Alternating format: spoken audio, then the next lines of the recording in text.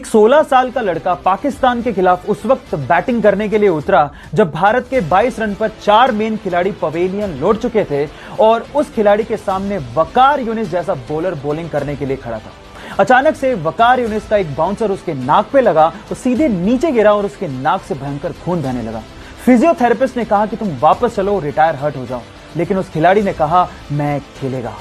उसके बाद उसने उसी ओवर में 3 बाउंड्रीज मारी और एंड तक नॉट आउट रह के मैच भी बचाया। खिलाड़ियों ने उसका हौसला देखकर कहा कि भले ही इसका कद छोटा है लेकिन भविष्य में यह नाम बहुत बड़ा करेगा। जी हां, उसका नाम है सचिन रमेश तेंदुलकर। इस क्रिकेट के वनडे मैचेस को तो आप लोग जरूर देखते होंगे। चलो इसके बारे में एक इंटरेस्टिंग फैक्ट पूछता हूं। अगर मैं आपसे सवाल पूछूं कि पूरे क्रिकेट इतिहास का पहला वनडे कब और क्यों खेला गया तो आप लोग क्या जवाब देंगे? चलिए मैं आपको बताता हूं। पूरे क्रिकेट इतिहास का पहला वनडे मैच 5 जनवरी 1971 को ऑस्ट्रेलिया और इंग्लैंड के बीच में मेलबर्न में खेला गया और उसके पीछे का रीजन यह था कि ऑस्ट्रेलिया और इंग्लैंड के बीच में एक टेस्ट सीरीज चल रही थी और उसका तीसरा टेस्ट एक्चुअली बारिश की वजह से पूरी तरह से धुल गया। आयोजकों को भयंकर नुकसान हो रहा था, टिकट के पैसे वापस देने पड़ते, इसीलिए ऑस्ट्रेलिया और इंग्लैंड के बीच में मात्र एक दिन का 40 ओवर का मैच रखा गया जिसमें एक ओवर में 8 गेंदें फेंकी जानी थी और इस तरह से क्रिकेट इतिहास का पहला वनडे खेला गया। है ना इंटरेस्टिंग फैक्ट? गाइस, ऐसे इंटरेस्टिंग फैक्ट्स के लिए YouTube पे हमारे चैनल को सब्सक्राइब कर लीजिए। गाइस, क्या आपको पता है कि सचिन तेंदुलकर को अपने इनिशियल दिनों में मारुति 800 जैसी एक सिंपल कार खरीदने के लिए बैंक से 40,000 रुपए का लोन तक लेना पड़ गया था और आज वही सचिन तेंदुलकर BMW जैसी कंपनी के इंडिया में one of the brand ambassador है। इन तस्वीरों से यह साफ होता है कि अगर आप में डिटर्मिनेशन है और अगर आप में विल पावर है तो आप लाइफ में कुछ भी अचीव कर सकते हो।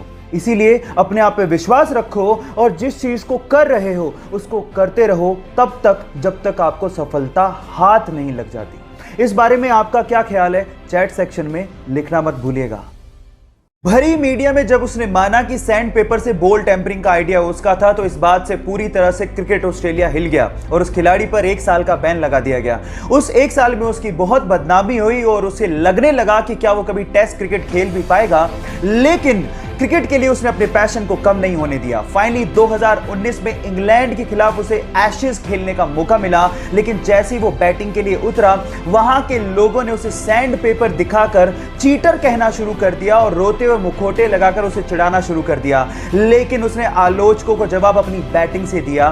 उसने दोनों इनिंग्स में शतक ठोके और साथ ही साथ पूरी एशेज में 774 रन बनाकर यह साबित कर दिया कि चैंपियन गिरते जरूर हैं लेकिन डरते नहीं।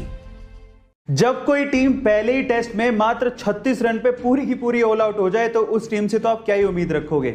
लेकिन चैंपियंस जानते हैं कि जहां पर लोगों की उम्मीदें खत्म होने लगे वहीं से ही बाउंस बैक करना होता है, क्योंकि गिर के उठने वाले को ही मुकद्दर का सिकंदर कहते हैं। और कुछ ऐसा ही किया टीम इंडिया ने दूसरे टेस्ट मैच में, जहां एक और विराट कोहली, रोहित शर्मा और ईशांत शर्मा जैसे खिलाड़ी खेल ही नहीं रहे थे, वहीं सबको लगने लगा था कि अब तो गई भैंस पानी में। लेकिन तभी अजिंक्य रहाणे की कप्तानी और उनकी शतकीय पारी, रविंद्र जडेजा के ऑलराउंड प्रदर्शन और बुमराह की गेंदबाजी ने कमाल ढा दिया और सेकंड टेस्ट में इंडिया ने ऑस्ट्रेलिया को उसी की जमीन पे धूल चटा दी। गाइस, इंडिया की इस गजब की जीत के बारे में आपका क्या ख्याल है? चैट सेक्शन में जरूर लिखिएगा और ऐसी अमेजिंग वीडियोस के लिए YouTube पे हमारे चैनल को सब्सक्राइब कर लीजिएगा।